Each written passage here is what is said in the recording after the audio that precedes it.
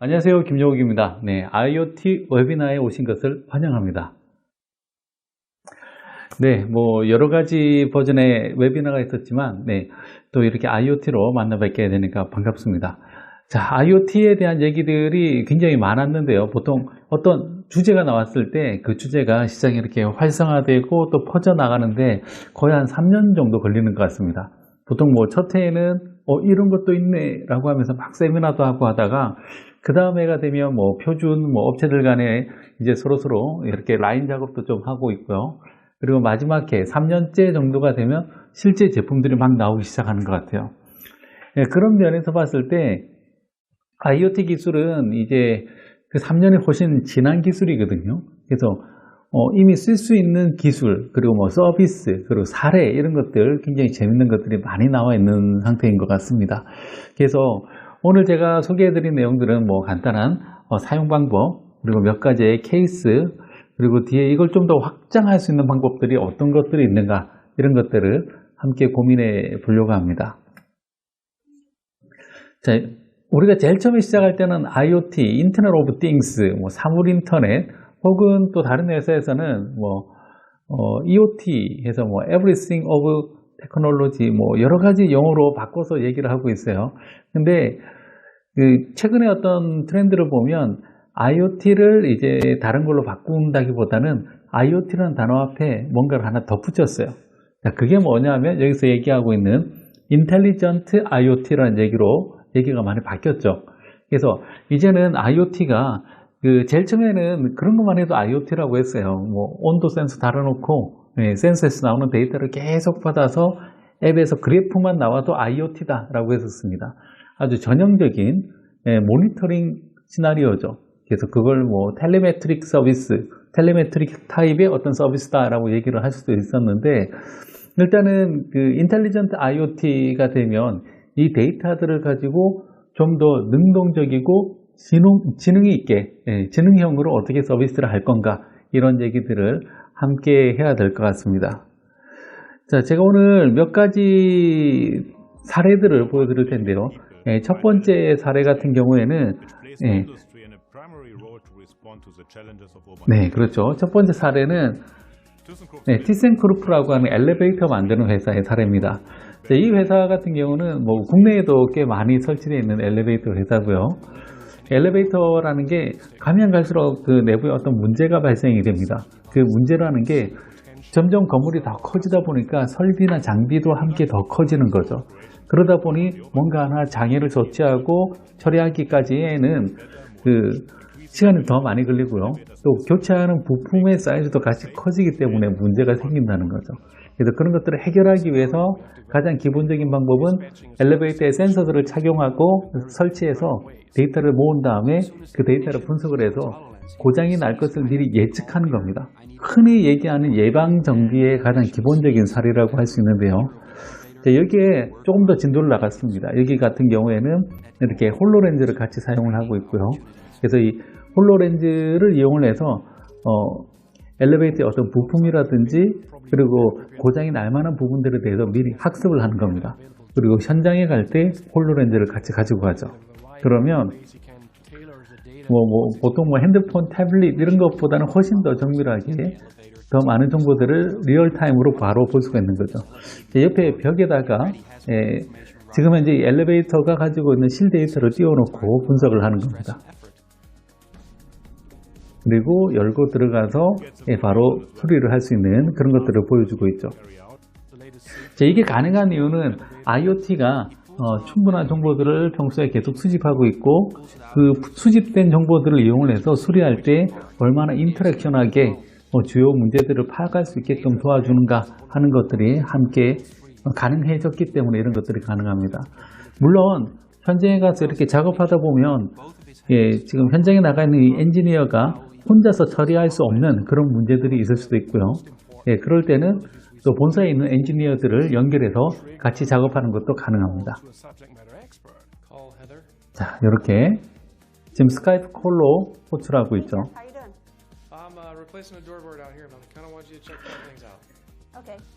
자, 이제는 데이터를 수집하는 것뿐만 아니라 데이터를 분석하고 예방 정비를 하고 또 현장에 나갔을 때도 기존에 있던 실시간의 데이터들을 가지고 같이 활용하는 것들이 가능해졌다라고 볼 수가 있는데요. 자, 이런 것들이 이제 IoT가 한 걸음 한 걸음 더 나아가고 있는 그런 모습이라는 생각이 듭니다. 자, 홀로렌즈 같은 경우에는 이제 국내에서도 보면 이미 많은 업체들이 들고 들어와서 테스트를 하는 것 같은데요. 앞으로 뭐 이런 비슷한 용도로 많이 활용될 것으로 기대가 됩니다. 자, 두 번째 사례를 보여드릴 텐데요. 두 번째 사례 같은 경우는 항공사 사례입니다. 항공사 같은 경우에는 자, 지금 여기 보시는 게 미국 동부 쪽이에요. 미국 동부 쪽이고 그리고 저기 유럽 쪽으로 가는 항공편의 그림을 시각화시킨 그런 자료입니다. 예, 아침에 해가 밝자마자 비행기들이 무슨 초파리 떼가 꼬이듯이 한꺼번에 몰려가는 게 보이죠. 그래서 이 모여드는 이 항공기들을 어떻게 하면 정확하게 관제를 할 것인가 라는 것도 굉장히 큰 문제입니다. 그냥 이렇게 보면 그냥 우르르 몰려가는 것 같지만 실상 비행기 대수가 어마어마합니다.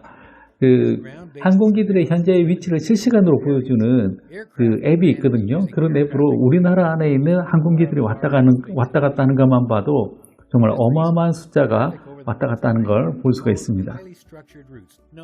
자, 그러면 이 항공기들을 어떻게 하면 최적화시켜서 가장 좋은 항로로 갈 것인가 라는 걸 봤을 때 일단은 바람의 영향도 함께 고려를 해야 되고요. 그 다음에 비행기끼리의 어떤 거리도 충분히 유지를 해야 됩니다.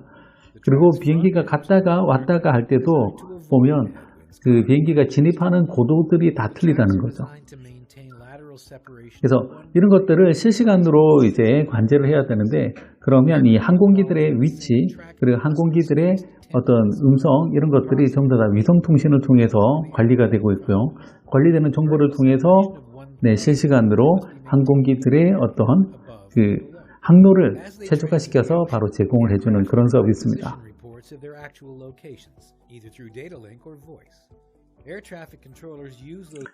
자, 세 번째 사례 같은 경우도 역시 항공기하고 관련되어 있는 사례인데요. 이 세 번째 사례는 롤스로이스 사례입니다. 이 롤스로이스, 우리가 흔히 항공기를 만드는 회사라고 하면 잘 알고 있잖아요. 뭐 보잉사도 있고, 그다음에 뭐 에어버스사도 있고, 뭐 록히드 마틴도 있고. 근데 항공기 엔진을 만드는 회사라고 하면 잘 모르시죠. 항공기를 만드는 회사와 항공기 엔진을 만드는 회사가 서로 다를 때가 많이 있습니다. 그래서 항공기 엔진은 주로 GE에서 많이 만들고요. 그 다음에 또 영국에는 롤스로이스사에서 항공기 엔진을 만듭니다. 우리는 캐딜락, 뭐 자동차 이런 것만 생각하는데 롤스로이스가 항공기 엔진을 굉장히 잘 만드는 회사 중에 하나고요. 예, 수직 이착륙으로 유명한 해리어 전투기 있죠. 거기에서도 이 롤스로이스 엔진이 들어가 있습니다. 어쨌든 이 엔진 같은 경우에는 엔진을 어떤 방식으로 연소를 하고 어떻게 유지 보수하는가 이런 것들이 굉장히 중요한 이슈 중에 하나인데요. 그런 것들을 IoT 센서들을 통해서 데이터를 수집해서 예방 정비를 가능하게끔 하는 거 하나. 그다음에 두 번째로 어떤 식으로 비행을 해야 연료를 가장 효율적으로 사용을 할 것인가 이런 것들을 함께 분석을 하고 있는 겁니다. 자, 그리고 데이터들은 기본적으로 여기 보시면 윈도우스 10 앱으로 모니터링을 할 수 있게끔 되어 있고요. 모니터링된 자료들은 그대로 활용이 되게끔 그렇게 되어 있습니다. 자, 이제 데이터들을 리얼타임으로 수집하고 그리고 그걸 어떻게 반영하고 하는데 사실 방금 제가 소개해드린 사례 세 가지는 굉장히 큰 사례들입니다. 뭐 제가 지금 몇 분만에 이렇게 술렁술렁 설명을 하고 넘어갔지만 실제로 그 안에 사용된 기술들을 보면 데이터를 수집하고 그리고 디바이스에 다시 제어 신호를 보내고 그리고 그 데이터들을 분석하고 시각화시키고 그걸 보여주는 여러 단계의 기술들이 함께 사용이 되었습니다. 그래서 여기에 들어가는 기술들 보면 제일 먼저 이 디바이스 그리고 센서 이런 것들 처리하는 방법들이 들어가고요. 그 다음에 데이터를 연결하고 처리하고 저장하고 분석하고 그리고 사용자들에게 보여주고 다시 피드백을 받고 이런 단계들이 하나씩 필요하다는 거죠. 그래서 이런 것들을 하기 위해서 뭐 내부에 서버를 한 대 놔두고 한다. 사실 그런 것들은 그렇게 좋은 선택이 아닐 겁니다. 그래서 요즘에는 IoT 분야에서 클라우드는 그냥 선택이 아니라 필수가 되었죠. 그래서 IoT 안에서는 이미 충분히 사용할 수 있는 서비스들이 지금 여기 화면에 보시는 바와 같이 많이 준비가 되어 있습니다. 그래서 디바이스하고 어떻게 연결할 건지, 그리고 데이터를 연결하고 어떻게 처리할 건지, 그래서 연결하고 처리하는 데는 뭐 IoT 허브, 이벤트 허브, 서비스 버스, 그다음에 데이터를 저장하기 위한 스토리지 서비스들, 그리고 분석하기 위한 뭐 머신러닝, 그다음에 스트림 분석, 그다음에 HD 인사이트. HD 인사이트가 하둡이라고 보시면 됩니다. 자, 그다음에 화면에 뭔가를 보여주기 위해서 파워 BI 같은 서비스를 쓸 수도 있고요. 아니면 웹 개발로 직접 사용을 하셔도 됩니다. 자, 이런 여러 단계의 작업들을 하게끔 되어 있는데, 사실 이거 하나하나가 그 큰 프로젝트라고 할 만큼 적지 않은 노력이 들어가는 그런 분야다라고 볼 수가 있습니다. 근데 이걸 클라우드에서 구현을 하면 생각보다도 쉽고, 그리고 안정적인 서비스를 주어진 시간 안에 구현을 할 수가 있을 겁니다. 자, 이건 그 마이크로소프트의 애저 플랫폼에서 제공하고 있는 서비스들입니다. 아마 생각할 수 있는 서비스는 거의 다 포함되어 있을 거예요. 그래서 여기 있으니까 마음껏 쓰세요 라고 하면 되게 힘들 수도 있습니다. 왜냐하면 서비스가 너무 많아서. 그래서 오늘은 이런 것들 중에서 어떤 걸 사용하면 좋을 건가에 대해서 간단한 데모와 함께 설명을 해드리려고 합니다. 자, 먼저 제가 추천해드리는 첫 번째 서비스는 바로 이 IoT 허브, 그리고 IoT 허브를 사용하는 방법을 먼저 보여드리도록 하겠습니다. 이 IoT 허브는 말 그대로 IoT 장치들을 연결시키는 서비스입니다. IoT 허브 같은 경우에는 기본적으로 디바이스하고 바로 연결되어서 작업을 할 수 있게끔 그렇게 되어 있고요. 자, 여기 보시면은 디바이스가 있으면 디바이스에서 데이터가 바로 이렇게 들어오게끔 되어 있고, IoT 허브가 데이터를 받아서 이걸 뭐 스토리지에 저장하든 아니면 뭐 스트림 어널리틱스를 이용해서 스트림 분석을 하든 뭐 여러 가지 작업들을 할 수 있게끔 되어 있습니다. 이 IoT 허브 같은 경우에는 재밌는 사실이 이 안에 IoT 허브 안에도 이렇게 바로 저장 공간이 있다는 거죠. 그래서 데이터가 막 들어오면 IoT 허브가 모든 데이터를 다 자기가 안고 있어요. 그래서 안고 있는 이 데이터들을 여기다가 저장을 했다가 좀 더 뒷단, 백엔드에서 데이터를 요구하면 그때 이 안에 있는 내용들을 전달해 주는 겁니다. 얘가 만약에 중간에 딱 허브 역할만 한다라고 하면 데이터를 전달하다가 중간에 끊기거나 하면 데이터가 로스가 될 수 있는데요. 그게 아니라 IoT 허브가 자체적으로 데이터를 한 번 더 관리해 주기 때문에 좀 더 수월하게 사용을 할 수가 있습니다. 자, IoT 허브가 들어가게 되면 전체적으로 구성이 굉장히 깔끔해집니다. 보통 우리가 IoT 쪽에서 주로 사용하고 있는 프로토콜들이 있죠. 그게 뭐가 있냐면 뭐 MQTT, 뭐 AMQP, 아니면 또 그냥 HTTPS로 데이터를 쏘기도 하고요. 뭐 OPC 통신을 하기도 합니다. 근데 이런 것들을 IoT 허브가 기본적으로 다 지원을 해줍니다. 그래서 나중에 보시면 이렇게 옵션만 바꾸면 이런 어떠한 형태의 데이터라도 다 받아들여서 관리가 됩니다.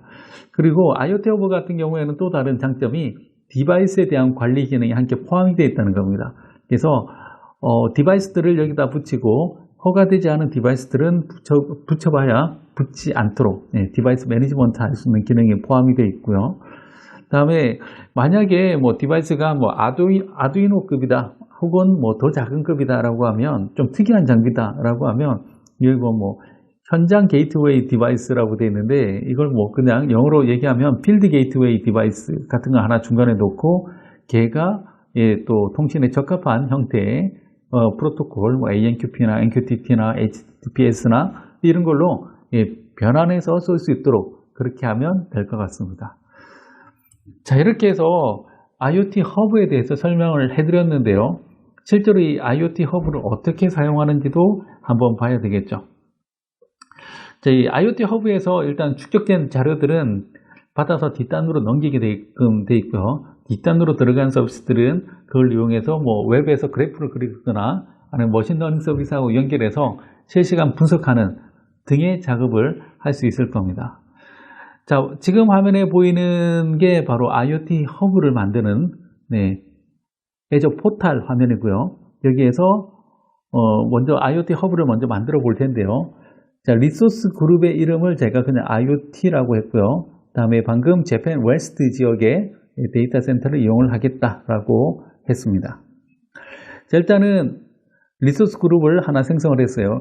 보통 우리가 어떤 서비스를 만들 때 한꺼번에 뭐 데이터베이스도 만들고 여러 가지 서비스를 쓰는데 그걸 논리적으로 묶을 수 있는 개념이 리소스 그룹이라고 보시면 됩니다. 그래서 리소스 그룹을 IoT라는 이름으로 만들고 여기에다가 추가해서 지금 IoT 허브를 바로 추가하고 있는 걸 볼 수가 있습니다.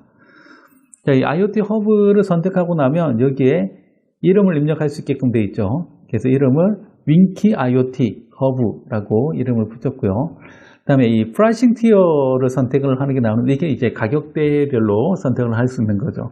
물론 뭐 이름을 큰 걸 쓰면은 좋겠지만 적당하게 S1 스탠다드 정도로 놓고 사용량을 보면서 늘려나가는 게 좋을 것 같습니다. 자, 그래서 역시 재팬 웨스트 지역에다가 생성. 일본도 동부가 있고 서부가 있는데 일단 서부 쪽으로 선택을 했습니다. 자, 지금 보시면 데이터 센터에 지금 디플로이먼트 서비스가 배포되고 있는 게 보이고 배포가 끝났죠. 자, 배포가 끝나고 나서 다시 제 리소스 그룹에 가보면 이렇게 윙키 IoT 허브라는 게 새로 생성된 게 보입니다. 자, 지금 IoT 허브만 생성되어 있고 디바이스를 지금 하나 또 안 붙였기 때문에 지금 들어오는 메시지가 없어서 0으로 이렇게 나온 게 보입니다. 자, 이렇게 해서 먼저 IoT 허브를 만들어 봤는데요. IoT 허브를 만드는 과정이 정말 몇 분 안 걸렸어요.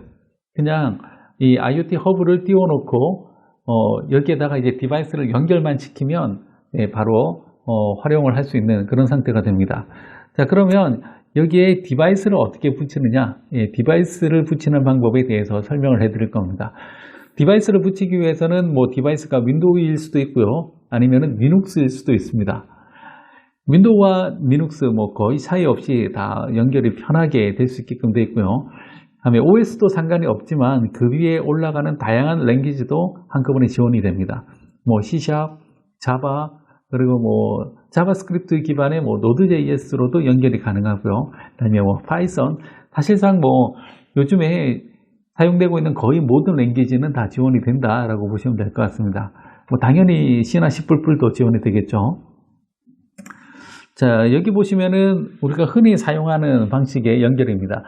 여기 보시면 화면에 라즈베리 파이가 보이고 있고요. 다음에 그 좌측 상단, 여기 보시면은 이게 온습도 센서라고 보시면 되고, 여기 LED가 있는 걸 볼 수가 있습니다. 자, 그리고 이 오른쪽 같은 경우는 이 라즈베리 파이에서 실행될 수 있는 노드.js 코드입니다. 그래서 일단은 뭐 예전 같으면 이 디바이스에 뭐 C나 C++로 이렇게 한 땀 한 땀 수놓듯이 코딩하는 게 굉장히 중요하겠지만 요즘에는 노드.js나 파이썬 등도 굉장히 많이 사용되고 있는 것 같습니다. 그래서 일단은 이 샘플은 노드.js를 사용을 하는 걸로 했고요. 다음에 여기 화면에 보시면 알겠지만 이게 그 마이크로소프트에서 제공하고 있는 그 디바이스 에뮬레이터입니다. 웹상에서 제공되고 있는 에뮬레이터고요. 나중에 검색하실 때는 라즈베리 파이 Azure IoT 온라인 시뮬레이터, 좀 길긴 하지만 그런 단어들로 검색을 해보시면 바로 이 서비스를 찾아서 볼 수가 있을 것 같습니다. 자, 그러면 이 사이트의 굉장히 재밌는 점은 뭐냐면 웹상에서 라즈베리 파이를 시뮬레이션 해주는 거예요.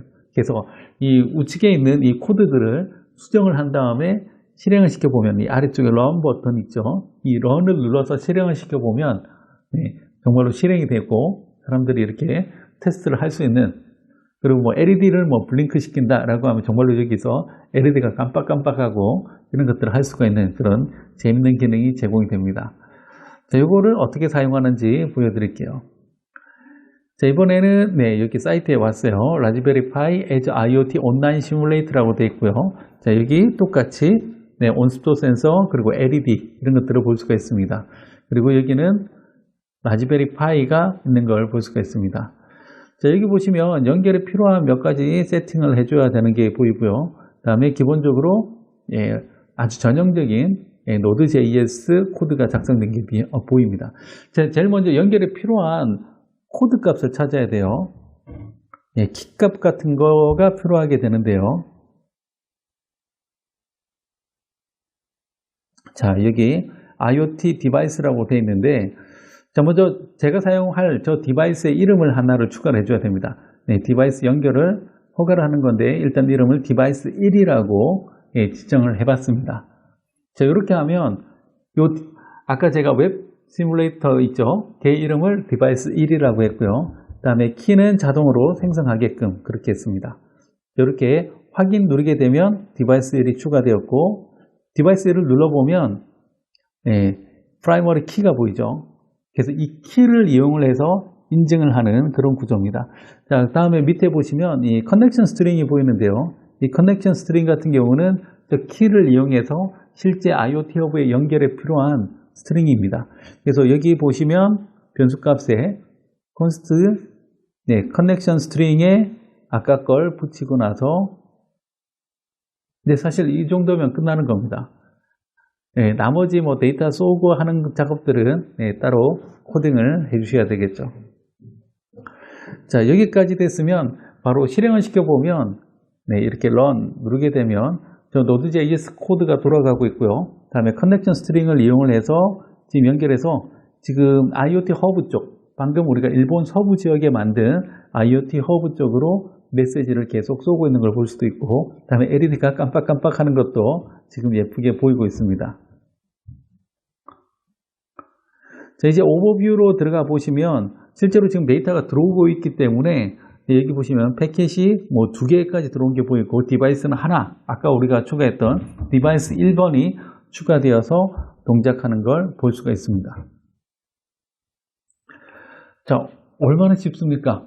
코드 짜서 이 코드 안에다가 먼저 이 디바이스를 연결을 시켜주기 위해서 디바이스를 등록을 시켜줬고요.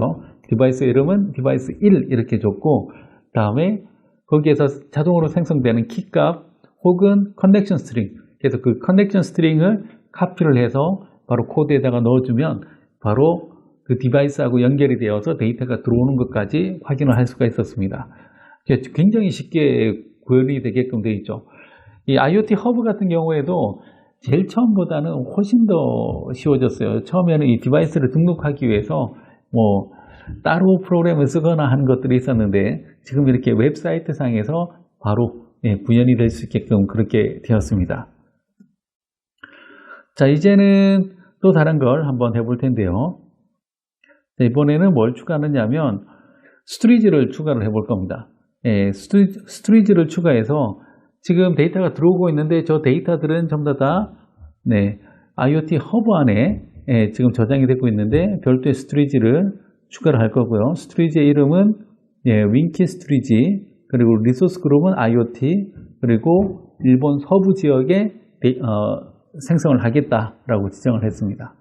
자, 이렇게 하면 실제로 지금 데이터가 IoT 허브에 쌓이고 있는데요. 쌓이고 있는 그 데이터를 이제 별도의 스토리지에 저장을 하는 그런 과정을 보여줄 겁니다. 자, 지금 스토리지의 배포가 끝났고요. 리플래시에 보면 윙키 스토리지가 생긴 걸 볼 수가 있을 겁니다. 여기서 말하고 있는 이 스토리지는 그냥 저장을 하기 위한 공간일 뿐이에요. 근데 실제로 저건 저장을 하기 위한 아이디고, 방금 보시는 바와 같이 블럽 서비스 안에서 컨테이너를 추가해주면 이 컨테이너에 실제로 저장이 되는 겁니다. 그래서 이 개념이 조금 달라요. 그래서 스토리지 어카운트라는 건 저장하기 위한 계정일 뿐이고요. 그리고 그 안에 블럽 서비스를 만들어서 거기에 실제로 저장을 할 수 있게끔 했습니다. 자, 이 블럽 스토리지의 이름은 IoT 데이터라고 했고요. 자, 이제는 윙키 IoT 허브에서 엔드포인트를 하나를 추가를 하는데요. 엔드포인트의 이름을 IoT 데이터 엔드포인트라고 일단 이름을 지었습니다. 자, 그 다음에 어디에다가 저장을 할 거냐?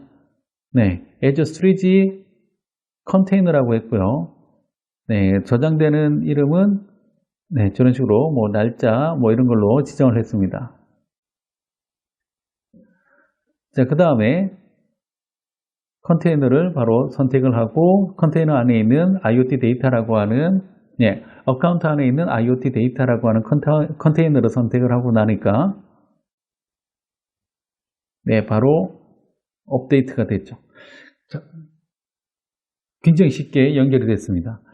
보통 같으면 그러니까 IoT 허브를 안 쓰면 이런 것들이 전부 다 코드로 되는 부분이었을 때 이렇게 자연스럽게 이루어지고 있는 걸 볼 수가 있습니다. 자, 그 다음에 엔드포인트를 만들었으니까 이제 데이터가 들어오면 디바이스에서 나오는 메시지를 어디로 보낼 건지인데 우리가 만들었던 IoT 데이터 엔드포인트 쪽으로 쏘겠다라고 하는 거예요. 그리고 쿼리 스트링은 true다라고 하면 모든 데이터는 엔드포인트를 타고 다 가게끔 하는 거예요. 그래서 이 개념은 뭐냐면 엔드포인트를 먼저 만들고요. 그리고 엔드포인트에 데이터가 들어오면 어떻게 라우팅해서 갈 건지 라우터를 설정을 해준 겁니다.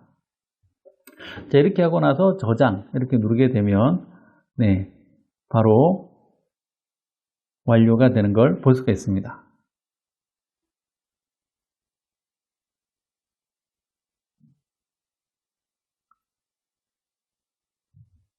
자, 그 다음에 출력을 하나를 더 쏠 거예요.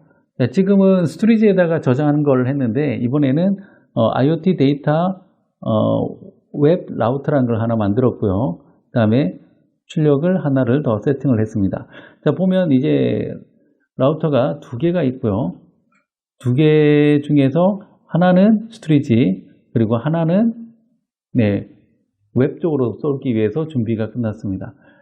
자, 여기 보시면은 이 화면에 보이는 게 스토리지에 어떤 내용이 들어있는지를 볼 수 있는 스토리지 익스플로러라고 하는 프로그램이고요. 뭐 맥용, 윈도우즈용 버전이 다 제공이 되고 있습니다.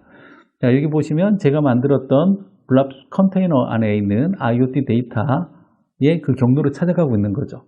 그래서 방금 들어오는 이 데이터를 볼 수가 있고요. 이걸 더블 클릭해서 열어보면 오픈해서 열어보면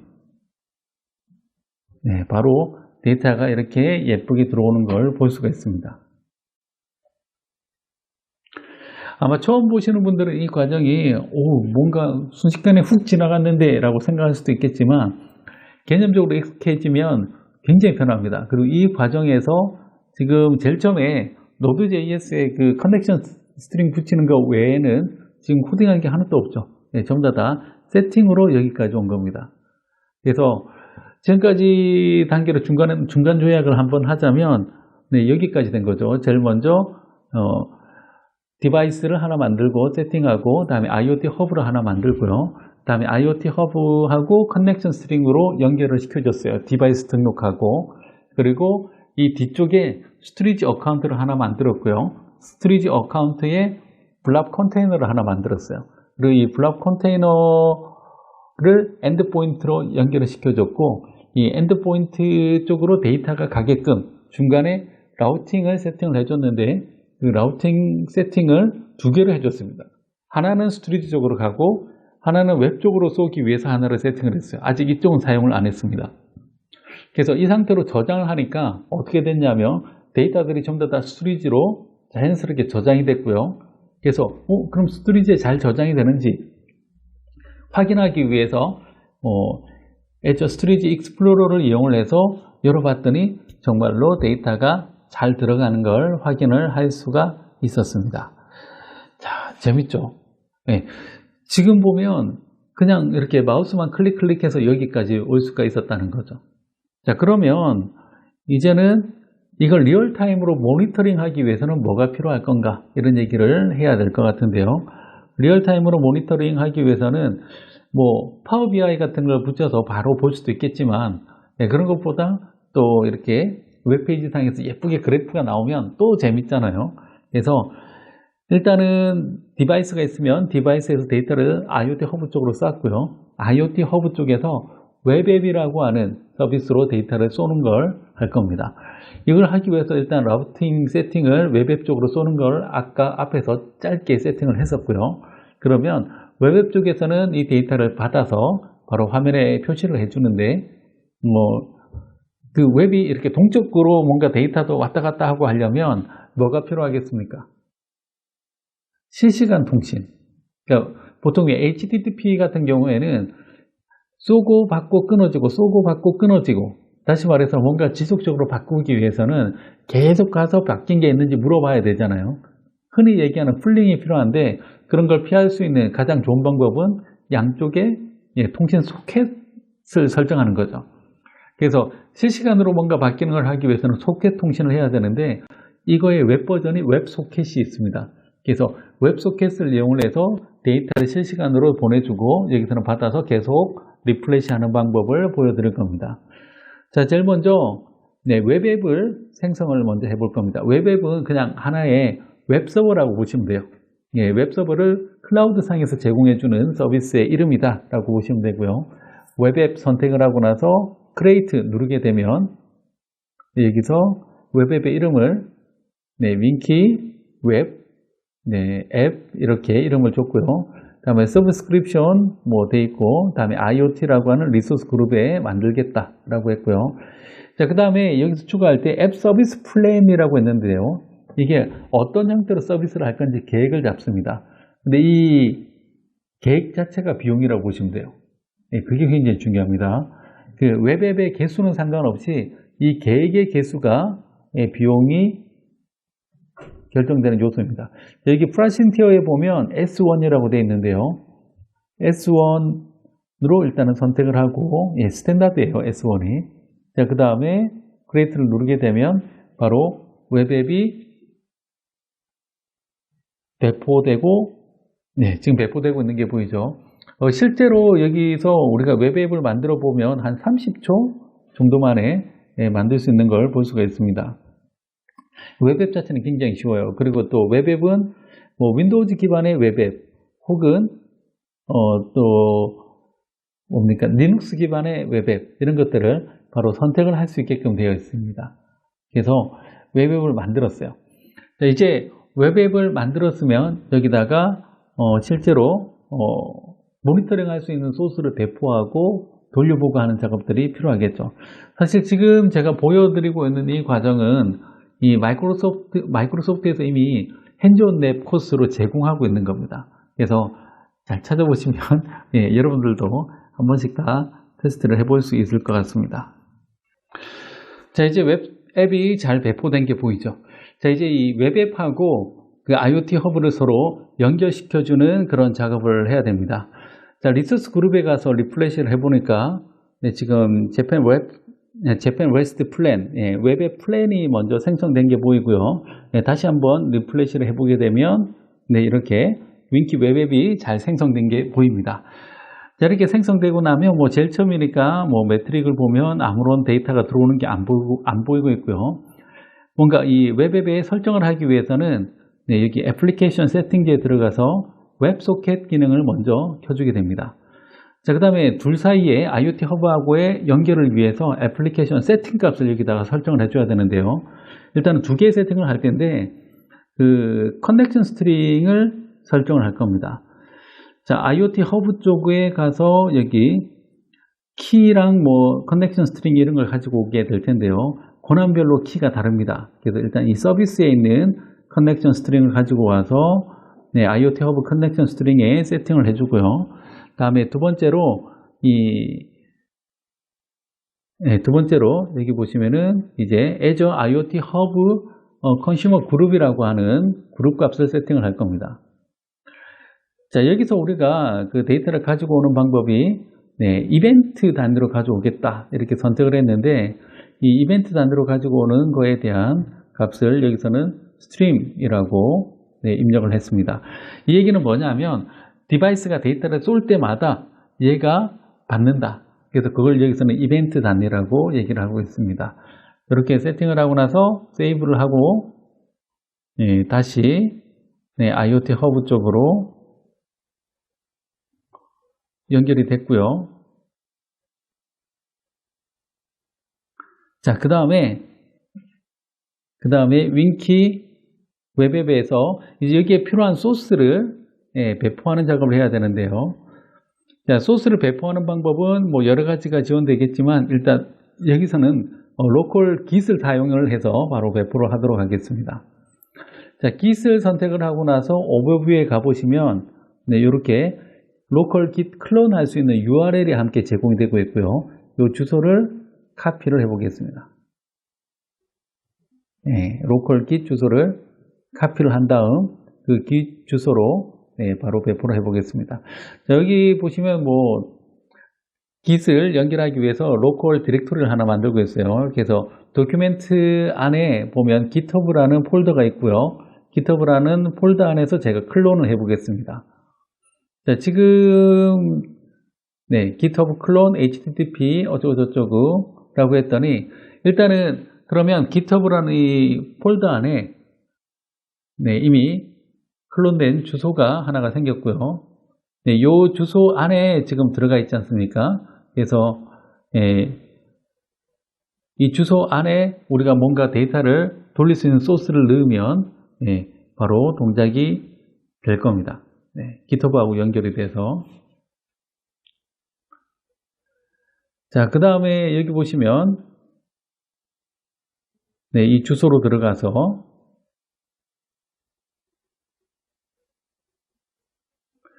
자, 여기 보시면은 GitHub 로컬 git에 보면 리모트 애드 웹사이트하고 어쩌고저쩌고 주소를 썼는데 저 주소는 뭐냐면 그 샘플로 제공되고 있는 웹사이트의 주소입니다. 그래서 샘플 주소를 연결을 시키고요. 다음에 이 두 사이가 연결이 끝났을 때 푸시 해서 바로 그 우리가 만들어 놓은 웹앱이라고 하는 웹서버에 바로 지금 배포를 하는 과정을 보여드리고 있습니다.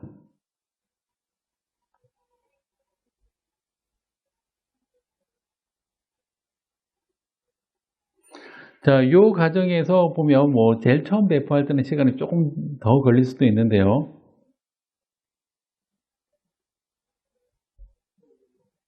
자, 이렇게 배포가 끝나고 나면 바로 그 결과물을 확인할 수가 있을 겁니다. 자, 일단 배포가 거의 끝난 것 같아요. 자, 배포가 끝나고 나면 그 웹앱은 생성하자마자 URL이 생기고요. 해당되는 URL로 접속해 보시면 이런 그래프가 나올 겁니다. 그래서 지금 계속 데이터가 그 시뮬레이터에서 들어오고 있기 때문에 들어오는 대로 바로바로 리얼타임으로 이렇게 그래프가 생성되는 게 보입니다.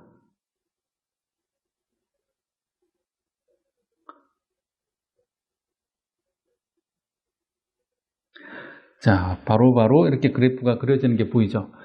자, 여기까지 오기 위해서 물론 웹앱을 개발하는, 그러니까 다시 말해서 이런 걸 보여주기 위해서 웹사이트를 개발하는 과정이 지금 제가 보여드리는 데모에서는 빠져 있습니다.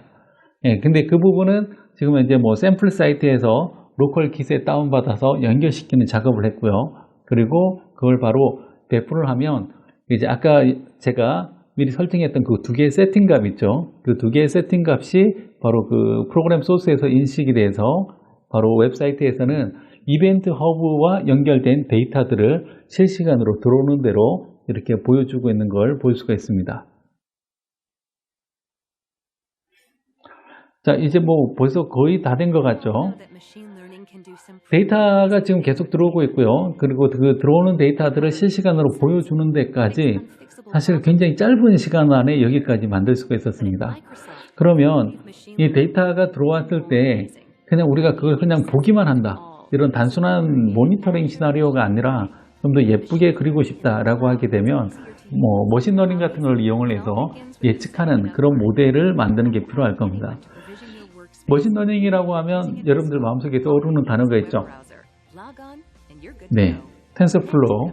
근데 텐서플로우로 웬만한 거 만들기가 쉽지 않아요. 그래서 오늘 제가 추천해 드리는 건 지금 화면에 나오고 있는 애저 머신러닝입니다.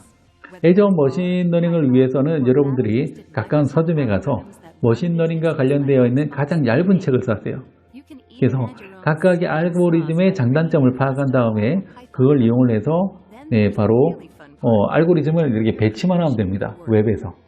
그래서 툴에서 알고리즘을 배치하고 데이터 소스를 지정을 하고 데이터를 어떻게 분산시키고 분해해서 이해를 할 건지 그런 것들을 이렇게 웹에서 만들고 나면 그걸로 바로 학습을 시키고 테스트를 해서 문제가 없으면 바로 엔드포인트를 두 개 만들어 줄 거고요. 하나는 데이터가 들어오는 엔드포인트, 하나는 데이터가 나가는 엔드포인트, 이렇게 두 개의 웹 서비스가 생길 겁니다. 그래서 학습되어 있는 데이터를 가지고 데이터가 들어오면 그걸 가지고 바로바로 결과치를 보는 것까지 한꺼번에 할 수가 있습니다. 그래서 이런 것들을 잘 이용하시게 되면 웹통신 두 개만 하게 되면 학습된 데이터를 가지고 실제로 활용할 수 있는 그런 결과물을 만들어내는 데까지 쉽게 갈 수가 있습니다. 그래서 그 디바이스에서 Azure IoT 허브 그리고 여기에서 머신러닝까지 붙이고 각종 데이터를 붙이고 하는 것들까지 전에 같으면은 일반 회사에서 하기가 힘들었어요. 왜냐하면 전문적인 인력들이 필요했고 그리고 제대로 하려고 해도 기본적으로 이렇게 진입장벽이 높았던 기술들입니다. 근데 이게 이제는 다 클라우드 기반으로 하는데 그렇게 어렵지 않게 되었다는 거죠. 지금 화면에 보이는 건 머신러닝에 필요한 기본적인 알고리즘, 가장 많이 사용되고 있는 알고리즘 4가지를 일단 보여드리고 있고요. 그리고 이걸 이용하게 되면 이건 날씨를 분석하는 예인데요. 이런 데이터들이 있으면 이 데이터들을 조합해서 앞으로 어떤 일이 일어날 건지를 예측하는 게 가능하다는 거죠. 이런 데에 있어서 가장 많이 사용되고 있는 모델이 위에서 지금 적혀 있는 것처럼 리그레션 모델을 가장 많이 쓰고 있습니다. 우리가 왜 학교 다닐 때 한 번씩 배웠잖아요. 리그레션, 회귀 곡선, 회귀 분석 이런 데 사용되고 있는 것들인데요. 일단은 거의 50% 이상은 다 회귀 분석으로 다 처리가 되는 것 같고 나머지 분류하고 할 때 클래시피케이션이나 아니면 클러스터링 등등의 작업을 하는 걸 볼 수가 있습니다. 그래서 애정 머신러닝을 하기 위해서는 이렇게 4가지 단계를 거치게 됩니다. 제일 먼저 워크스페이스를 만들고요. 그 다음에 머신러닝의 모델을 이렇게 알고리즘을 갖다 놓는 걸로 만들고 그 다음에 테스트해보고 이상이 없으면 웹페이지에 웹 서비스를 배포하고 배포하는 것도 그냥 클릭 한 번이면 되고요. 그 다음에 퍼블리싱 된 앱을 이제 사용을 하는 그런 단계를 밟게 됩니다.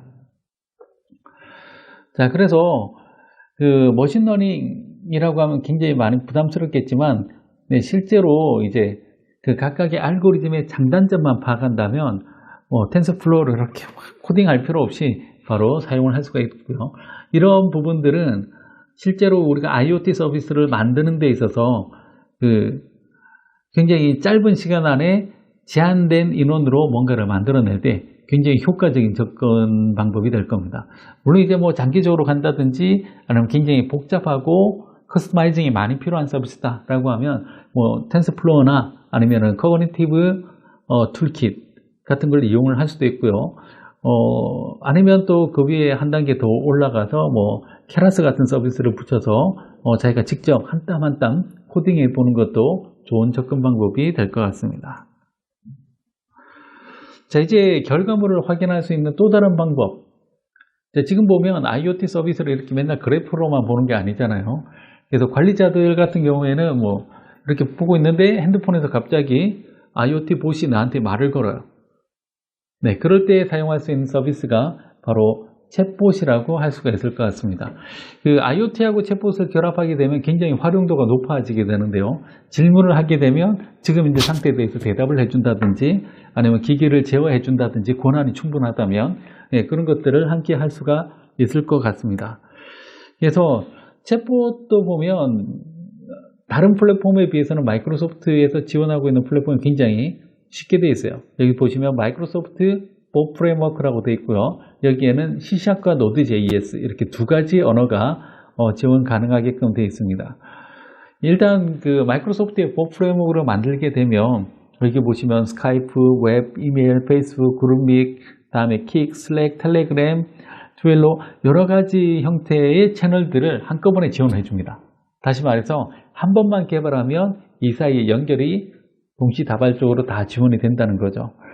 다음에 또 재밌는 것 중에 하나가 다이렉트 라인 앱이라고 하는 게 있는데요. 요걸 사용하시게 되면 여기 채널 명단이 없는 다른 메신저나 혹은 안드로이드 앱이나 아니면 특별한 또 직접 만드시게 되는 그런 디바이스하고 연결해서 바로 챗봇 기능을 제공을 할 수가 있습니다. 사실 챗봇이 요즘 굉장히 인기가 있어요. 왜 인기가 있냐면 요즘에 가장 핫한 단어 있잖아요. 모든 죽어가는 프로젝트를 다 살릴 수 있다는, 그렇죠. 제4차 산업혁명에 뭔가를 해야 되겠는데 IoT에서 뭔가 인공지능을 넣기 너무 힘든 거예요. 그래서 뭔가 결과물을 나이스하게 그리고 인공지능인 것처럼 만들기 위해서 챗봇을 많이 선호를 합니다. 챗봇을 개발할 때는 채널들이 있고요. 이 채널들은 전부 다 마이크로소프트가 클라우드상의 커넥터라고 하는 서비스에 다 연결을 했습니다. 이게 굉장히 중요한데 이 과정이 없으면 개발하는 과정에서 모든 메신저마다의 그 차이점을 직접 다 코딩으로 연결해 줘야 됩니다. 자, 일단 여기서 웹에서는 챗봇을 바로 연결합니다. 사실 뭐 챗봇 개발이라고 하지만 대부분 다 그냥 웹 개발하고 똑같다고 보시면 돼요. 이 채널에서 그러니까 메신저에서 누가 헬로우라고 하면 그 메시지를 받아서 챗봇이 뭐라고 대답을 할 건가, 그걸 이제 웹사이트에서 코딩하는 게 사실 챗봇이거든요. 그래서 어차피 챗봇은 웹 개발입니다. 근데 그 대화에 관련되어 있는 뭐 다이얼로그와 관련되어 있고 카드를 어떻게 예쁘게 보여주고 그다음에 메시지는 중간에 어떻게 라우팅하고 이런 것들이 가장 잘 짜여져 있는 게 바로 챗봇 프레임워크입니다. 그래서 챗봇 프레임워크가 잘 돼 있으면 잘 돼 있을수록 개발 생산성이 많이 올라가는 건 당연한 얘기겠죠. 그래서 뭐 C 언어로 해도 되고 뭐 심지어 뭐 잘 안 쓰는 뭐 코볼도 웹을 지원하는지 모르겠지만 어쨌든 웹을 지원하는 모든 랭귀지는 다 챗봇을 사용을 할 수가 있는데 그걸 가장 쉽게 그리고 빠르게 만들려면 이 Node.js, 뭐 C#을 지원하는 마이크로소프트 봇 프레임워크를 사용하는 게 좋을 것 같습니다. 자, MDS 테크놀로지하고 같이 챗봇을 만들어서 활용한 사례인데요. 자, 여기 같은 경우에는 그 네오 팔콘이라고 하는 자체 보드가 있어요. 그래서 이 보드를 코타나 스킬셋하고 연결하고 뒤에 봇 커넥터를 붙여서 여러 가지 작업을 했던 그런 케이스입니다. 자, 이게 실제로 가동하고 있는 모습인데요. 여기에다가 봇을 붙였고 앞에 코타나가 붙어 있어요. 그래서 헤이 코타나를 먼저 호출을 했고요. 그 다음에 talk to 네오 팔콘 해서 네오 팔콘이라고 하는 스킬셋을 불러내고 있어요. 불러냈더니 네오 팔콘이라고 하는 스킬셋이 바로 올라오는 거죠. 여기서 말하는 스킬셋이 챗봇이라고 보시면 됩니다. 그래서 여기에서 명령을 내리면 바로바로 동작을 하는 걸 볼 수가 있습니다.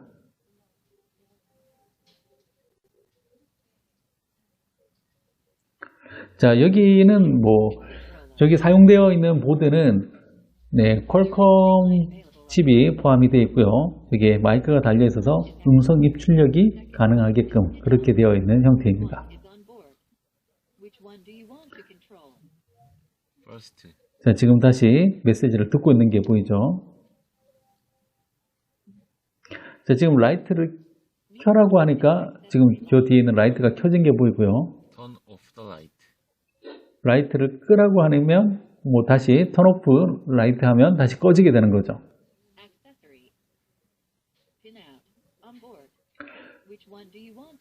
자, 여기에서 이제 굉장히 재밌는 게 코타나가 가지고 있는 그 기본적인 기능이 있어요. 그래서 코타나가 기본적으로 뭐 갑자기 뜬금없이 어제 뉴욕 다저스의 성적이 어때? 라고 물어보면 거기에 대해서 대답도 해주고요. 여기에서 지금 이제 이 디바이스에 필요한 기능을 호출할 때는 여기처럼 스킬셋을 불러내서 해당되는 특화되어 있는 기능을 바로 활용도 할 수가 있게 됩니다. 자, 이런 기능을 잘 활용하게 되면 IoT 디바이스이자 인텔리전트 디바이스도 함께 될 수가 있는 거죠. 그래서 챗봇과 같이 연동을 해서 사용하는 그런 시나리오들은 굉장히 재밌는 결과물을 만드는 데 도움이 많이 될 것 같습니다. 일단은 이 챗봇을 기획하는 단계에서 주의할 점은 터미네이터나 뭐 혹은 많은 사람들이 뭐 자비스 이런 거 생각하는데 그런 거 생각하시면 절대 안 되고요. 대화의 플로우를 잘 만드는 겁니다. 그래서 제일 먼저 뭐 루트 다이얼로그, 대화를 제일 처음에 어떤 대화를 시작하고 그 대화가 어떤 대화로 연결되고 어떤 이런 대화의 흐름을 잘 분석하는 게 필요하고요.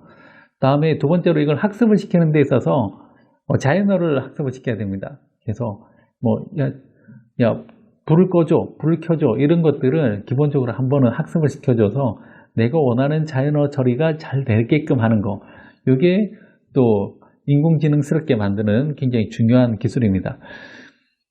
일단은 이런 자연어를 학습시킬 수 있는 서비스가 마이크로소프트에서는 루이스라는 이름으로 제공이 되고 있습니다.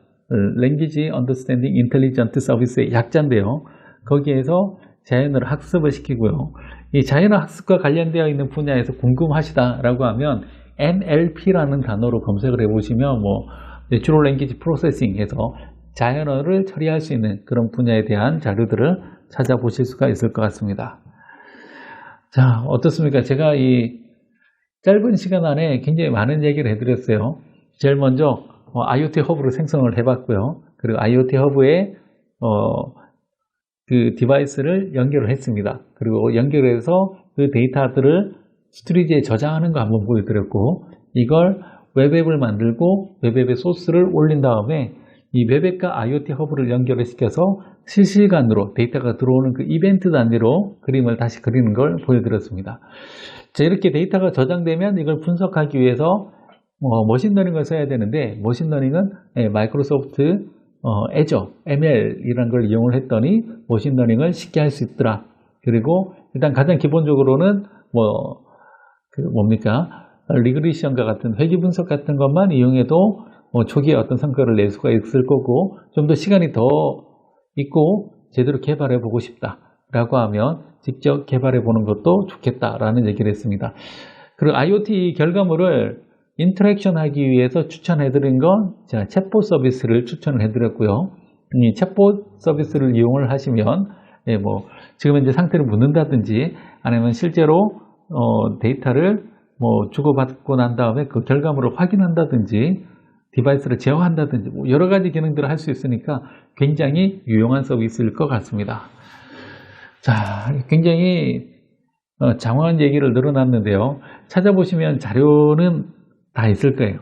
그래서 그 링크들은 따라 한번 공유를 하도록 하겠습니다. 자, 긴 발표 들어주셔서 감사하고요. 좀 더 궁금한 내용들이 있으면 또 개별적으로 질문을 해주시면 제가 아는 한도 내에서 충분히 답변을 해드리도록 하겠습니다. 네, 아무튼 여기서 마무리 지어야 될 것 같습니다. 네, 감사합니다.